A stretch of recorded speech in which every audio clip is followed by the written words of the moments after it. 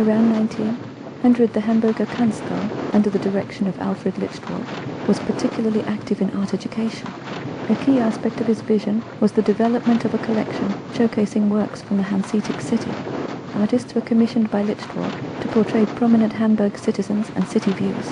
Lichtwark entrusted commissions to painters he highly admired. This is how Slevogt created a portrait of Senator William Henry Oswald for the Kanzlei in 1905. He also produced several landscapes of the Alster River, including this one.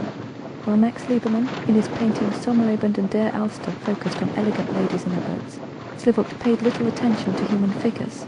Instead was captivated by the atmospheric qualities of the skies and waters, the shading colours and light of the evening.